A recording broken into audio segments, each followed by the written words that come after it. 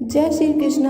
हर साल मार्गशीर्ष मास के शुक्ल पक्ष की एकादशी तिथि को मोक्षदा एकादशी का व्रत रखा जाता है और इस बार यह एकादशी है 22 दिसंबर शुक्रवार को। लेकिन इस बार एकादशी की तिथि 2 दिन होने के कारण 2 दिन एकादशी का व्रत रखा जाएगा।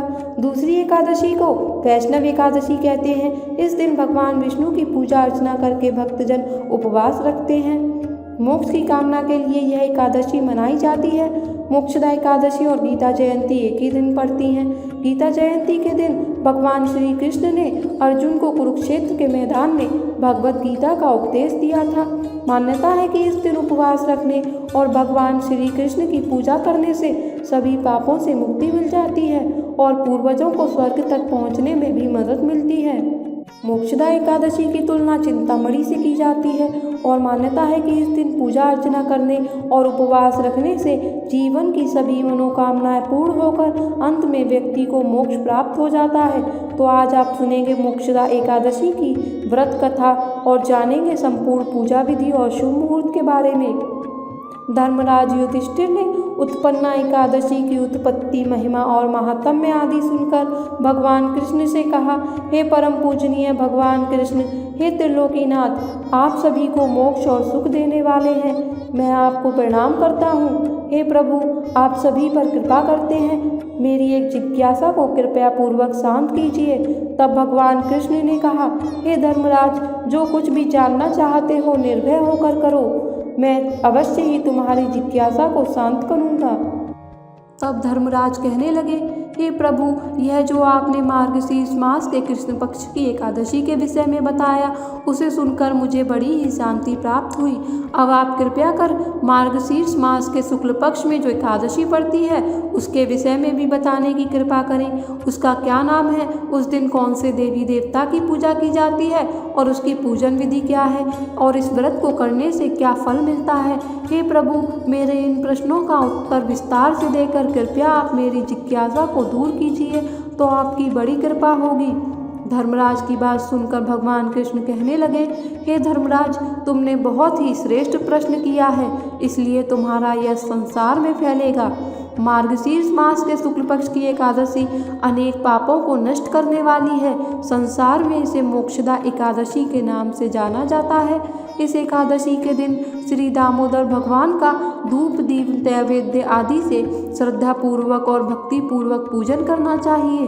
हे कुंती पुत्र, इस एकादशी के प्रभाव से नरक में गए हुए माता पिता पितरों आदि को स्वर्ग की प्राप्ति होती है। हे धर्मराज, अब मैं तुमसे एकादशी व्रत की कथा कहता हूँ, जिसे ध्यान पूर्वक सुनो।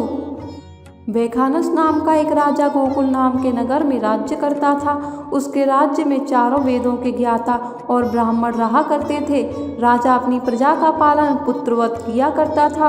उसकी प्रजा भी उसे बहुत प्यार करती थी। एक रात को स्वप्न में राजा ने देखा कि उसके पिता नरक की यातनाएं भोग रहे हैं। इस तरह का स्वप्न देखकर राजा बहुत चिंतित हो उठा और सुबह होने का बेचैनी से इंतजार करने लगा। जैसे ही सुबह हुई, उसने अपने महल में ब्राह्मणों को बुलाया और उन्हें रात्रि के स्वप्न की बात बताई। उसने ब्राह्मणों से कहा, हे ब्राह्मणों, रात को मैंने स्वप्न में अपने पिता को नरक की यातनाएं भोगते हुए देखा है। उन्होंने मुझसे कहा है कि हे पुत्र, मैं घोर नरक भोग रहा हूँ, मुझे यहाँ से मुक्त कराओ। हे राजपुरोहित जी, जब से मैंने अपने पिता के यह वचन सुने हैं, मेरा चैन खो गया है।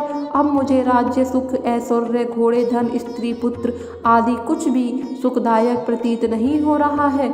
हे राजपुरोहित जी, अब मैं क्या करूं, कहाँ जाऊं? मेरा शरीर इस दुख के कारण तप रहा है। आप सब मुझे किसी प्रकार का तप, दान या व्रत आदि के बारे में बताएं, जिसको करने से मेरे पिता को मुक्ति प्राप्त हो सके। अगर मैंने अपने पिता को नरक की यातनाओं से मुक्त कराने का प्रयास नहीं किया तो मेरा ये जीवन निरर्थक है। जिसके पिता नरक की यातनाएं भोग रहे हों, उस व्यक्ति को इस धरती पर सुख भोगने का बिल्कुल भी अधिकार नहीं है। हे ब्राह्मण देवों, मुझे शीघ्र ही इसका कोई उपाय बताने का कष्ट करें। राजा ये कहकर व्याकुल हो गया। राजा की पीड़ा को देखकर ब्राह्मणों ने आपस में विचार विमर्श किया और फिर कहा, हे राजन, वर्तमान, भूत और भविष्य के ज्ञाता पर्वत नाम के एक मुनि हैं। वो यहाँ से ज़्यादा दूर नहीं है। तुम अगर उन्हें अपने मन की व्यथा बताओगे तो वो अवश्य ही तुम्हें कोई उपाय बता सकते हैं। राजपुरोहितों की बात सुनकर और उनकी बात मानकर राजा पर्वत मुनि के आश्रम में गए, जहाँ उन्होंने देखा कि अनेक शांत चित्त योग्य और मुनि तपस्या कर रहे थे। चारों वेदों के ज्ञाता पर्वत मुनि दूसरे ब्रह्म के समान बैठे प्रतीत हो रहे थे। उनके चेहरे से दिव्य तेज झलक रहा था। राजा ने मुनि को दंडवत प्रणाम किया और फिर उन्हें अपना परिचय दिया। राजा से पर्वत मुनि ने उनका कुशल हालचाल पूछा। तब राजा कहने लगे, हे मुनिवर, आपकी कृपा से मेरे राज्य में सब कुछ कुशल मंगल है, किंतु मेरे सामने अचानक ही एक समस्या खड़ी है, जिससे मेरा हृदय बड़ा ही अशांत हो रहा है। और तब राजा ने बड़े ही दुखी मन से रात को देखे गए स्वप्न की पूरी बात उन्हें बताई और फिर दुखी स्वर में कहने लगे, हे महर्षि, अब आप कृपया कर मेरा मार्गदर्शन कीजिए कि मुझे क्या करना चाहिए, कैसे मैं अपने पिता को नरक की यातनाओं से मुक्ति दिला सकता हूँ। हे मुनिवर, रात से जब से मैंने यह स्वप्न देखा है तब से मुझे बिल्कुल भी चैन नहीं है। कृपया आप मुझे इस कष्ट से मुक्ति दिलाइए और कोई समाधान बताइए। राजा की बात सुनकर पर्वत मुनि ने अपनी आंखें बंद कर भूत और भविष्य पर विचार करने लगे। कुछ ही पल ध्यान करने के बाद उन्होंने कहा, राजन, मैंने अपने योग बल के द्वारा तुम्हारे पिता के सभी कुकर्मों का ज्ञान प्राप्त कर लिया है और अब मैं जान चुका हूँ कि आज वो क्यों और किस प्रकार नरक भोग रहे हैं। दरअसल उन्होंने अपने पूर्व जन्म में अपनी पत्नियों में भेदभाव किया था। उन्होंने अपनी बड़ी रानी के कहने पर अपनी दूसरी पत्नी को ऋतुदान मांगने पर भी नहीं दिया। उसी पाप के कारण आज उन्हें नरक में यातनाएं भोगनी पड़ रही हैं। ये जानकर राजा ने याचना भरे स्वर में कहा, हे ऋषिवर, मेरे पिता के उद्धार का कोई उपाय बताइए, कैसे मेरे पिता इस पाप से मुक्त हो सकेंगे। तब पर्वत मुनि ने राजा से कहा, हे राजन, मार्गशीर्ष मास के शुक्ल पक्ष में जो एकादशी होती है उसे मोक्षदा एकादशी कहते हैं, जो मोक्ष प्रदान करने वाली होती है। अगर आप इस मोक्षदा एकादशी का व्रत श्रद्धा और निष्ठा के साथ करें और उस व्रत के संकल्प को अपने पिता को समर्पित कर दें तो एकादशी के व्रत के पुण्य से आपके पिता को अवश्य ही नरक से मुक्ति मिल जाएगी। पर्वत मुनि के ऐसे वचनों को सुनकर राजा ने उन्हें धन्यवाद किया और उन्हें प्रणाम कर फिर अपने राज्य को लौट आया। राजा ने अपने पूरे परिवार सहित विधि पूर्वक मोक्षदा एकादशी का व्रत किया और इस व्रत के पुण्य को राजा ने अपने पिता को अर्पित कर दिया। इस एकादशी के व्रत के प्रभाव से राजा के पिता को मुक्ति मिल गई और वह स्वर्ग को प्रस्थान कर गए। स्वर्ग को प्रस्थान करते हुए राजा के पिता ने कहा, पुत्र, तेरा कल्याण हो। इसलिए हे धर्मराज, जो मनुष्य मार्गशीर्ष मास के शुक्ल पक्ष की एकादशी का उपवास करते हैं उनके सभी पाप, सभी कष्ट और दुख दर्द दूर हो जाते हैं और अंत में उन्हें स्वर्गलोक की प्राप्ति होती है। इस उपवास से उत्तम और मोक्ष प्रदान करने वाला कोई भी दूसरा व्रत नहीं। इस कथा को पढ़ने और सुनने से ही अनंत फलों की प्राप्ति होती है और यह व्रत मोक्ष प्रदान करने वाला चिंतामणि के समान है, जिसका उपवास करने वाले की सभी मनोकामनाएं शीघ्र ही पूर्ण हो जाती हैं। हे धर्मराज, प्रत्येक मनुष्य की प्रबल इच्छा होती है कि वो अंत समय में मोक्ष प्राप्त करे। मोक्ष की इच्छा करने वाले भक्तों के लिए मोक्षदा एकादशी का यह दिन अति महत्वपूर्ण होता है। इसलिए मोक्षदा एकादशी के दिन भक्ति भाव और विश्वास के साथ भगवान श्री हरि की पूजा अर्चना करनी चाहिए। यह माता पिता के प्रति भक्ति और दूसरों के लिए पुण्य अर्पित करने की श्रेष्ठ और पवित्र कथा है। मोक्षदा एकादशी का दिन केवल मनुष्यों के लिए ही नहीं बल्कि उनके पितरों का भी भला करता है। अपने किसी सगे संबंधी, मित्र, बंधु को भी उस उपवास का फल अर्पण करने से उनके भी पापों और कलेशों का नाश हो जाता है। आपको बता दें कि एकादशी का उपवास रखने वाले भक्तों को द्वादशमी तिथि से ही नियमों का पालन प्रारंभ कर देना चाहिए। दशमी तिथि को शुद्ध सादा भोजन करना चाहिए। बैंगन या मसूर की दाल का सेवन बिल्कुल भी ना करें। दशमी तिथि को सूर्यास्त के बाद अन्न ग्रहण ना करें। महिलाओं या कन्याओं को दशमी तिथि को ही सिर धोकर स्नान कर लेना चाहिए, क्योंकि एकादशी के दिन सिर से स्नान नहीं किया जाता है। अगले दिन एकादशी को सुबह जल्दी उठकर स्नान करके हाथ में जल या पुष्प लेकर व्रत का संकल्प करना चाहिए। फिर भगवान श्री कृष्ण, भगवान विष्णु और महालक्ष्मी जी की पूजा की जाती है। ग्यारस माता की पूजा की जाती है। सबसे पहले विघ्नहर्ता भगवान गणेश जी का पूजन किया जाता है। फिर भगवान विष्णु और भगवान श्री कृष्ण के मंत्रों का जाप करना चाहिए। आज के दिन भगवान कृष्ण की और भगवत गीता की पूजा विशेष रूप से की जाती है।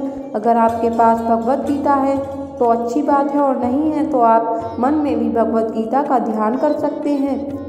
इस दिन भगवत गीता के श्लोक पूजा करते समय आप पढ़ या सुन सकते हैं। भगवान को भोग में तुलसी दल और तुलसी जी की मंजरी जरूर अर्पित करें।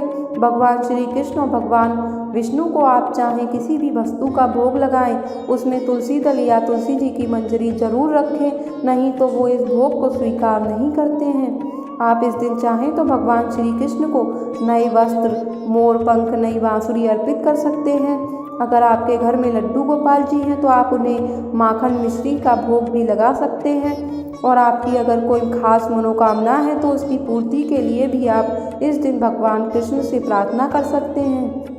पूजा में श्री विष्णु चालीसा का पाठ करके ग्यारस माता की कथा पढ़ या सुनकर सबसे अंत में आरती की जाती है। आरती करने के बाद आपको क्षमा याचना जरूर करनी चाहिए। दिन भर उपवास रखना चाहिए। इस दिन हो सके तो व्रती लोगों को मौन रहकर उपवास करना चाहिए। इस दिन शाम के समय पूजा करने के बाद आप फलाहार ग्रहण कर सकते हैं, लेकिन इस दिन अगर आप बिना कुछ खाए रहते हैं तो ज़्यादा अच्छा होगा। आप चाहें तो फलाहार में फल, जूस या ड्राई फ्रूट्स वगैरह भी ले सकते हैं। अगर आप रात्रि जागरण कर सकते हैं तो ज़रूर करें। फिर अगले दिन द्वादशी तिथि में शुभ मुहूर्त में व्रत का पारण किया जाता है। व्रत का पारण यानी कि एकादशी का उपवास खोलना, जिसके बारे में आपको हमारे चैनल पर वीडियो में पूरी जानकारी मिल जाएगी कि कैसे व्रत खोला जाता है, किन वस्तुओं का दान किया जाता है। आप इस बात का ध्यान रखें कि एकादशी का व्रत कभी भी हरिवासर के समय में ना खोलें और व्रत खोलने से पहले कुछ ना कुछ दान जरूर करें।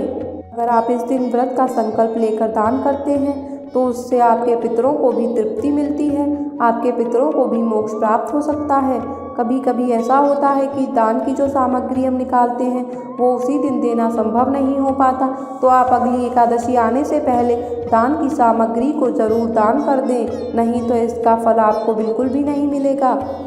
अगर आप दान नहीं दे पा रहे हैं तो आप गाय को आटा और गुड़ खिला सकते हैं, या फिर चींटियों को आटा और शक्कर डाल सकते हैं। इतना करके भी आप अपना उपवास खोल सकते हैं। इस बार एकादशी तिथि 2 दिन है, तो 22 दिसंबर शुक्रवार को मोक्षदा एकादशी के साथ गीता जयंती भी है।